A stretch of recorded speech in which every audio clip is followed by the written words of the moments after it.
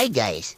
Share ko lang itong idea na ginagawa ko sa aming bahay para makatipid ako ng materyales.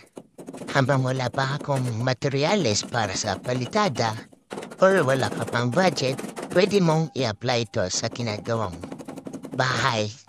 Bali, lilinisan natin yung mga excess na mga buhos o mga halo na buong bukol para maging malinis siya tignan. Pagkatapos niyan, papahira natin yung mga pinagtugtungan ng mga hollow blocks ng kustura.